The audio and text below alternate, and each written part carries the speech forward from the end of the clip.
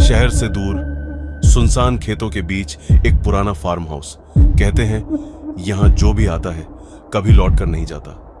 कबीर को एक आसान काम मिला, बस एक रात रुकना है, देखभाल करनी है। पैसे अच्छे थे इसलिए उसने बिना सोचे मान लिया।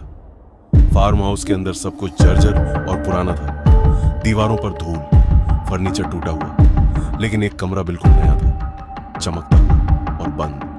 मालिक ने सख्त चेतावनी दी थी, उस कमरे को कभी मत खोलना।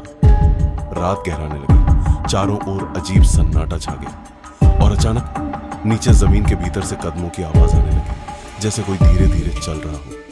कबीर ने खुद को समझाया, लेकिन तभी उस बंद कमरे के अंदर से दस्तक हुई। 1, 2, 3। कुछ पल के लिए सब शांत हो गया, फिर वही दस्तक और ज्यादा तेज। डर और जिज्ञासा के बीच कबीर ने चाबी और धीरे धीरे दरवाजा खोला। कमरे के अंदर गहरा अंधेरा था, लेकिन बीच में एक कुर्सी रखी थी और उसके सामने एक कैमरा जो पहले से चल रहा था। कैमरे की स्क्रीन पर एक दृश्य चल रहा है।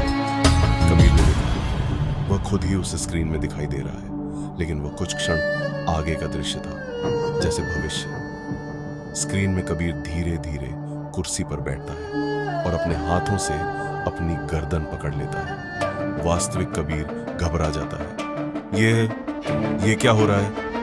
तभी उसके पीछे से एक धीमी फरियाद आती है, कहानी पूरी करो। कबीर मुड़ता है और उसके सामने वही कबीर खड़ा होता है, लेकिन उसकी आंखें बिल्कुल खाली, जैसे उसमें कुछ भी जीवित नहीं। वो परछाई जैसी आकृति उसको दिखती है। यहाँ हर व्यक्ति अपना अंत खुद देखता है। स्क्रीन में दिख रहा कबीर अब अपनी गर्दन में हड्डियों के टूटने की आवाज कमरे में गूंजती है। कबीर भागने की कोशिश करता है, लेकिन दरवाजा गायब हो चुका है। दीवारें धीरे धीरे उसकी ओर खिसकने लगती हैं।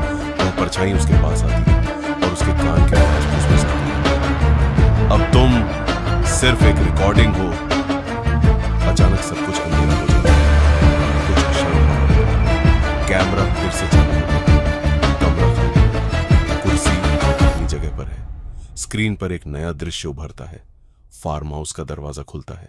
एक नया आदमी अंदर आता है और उसके फोन पर वही संदेश चमकता है, बस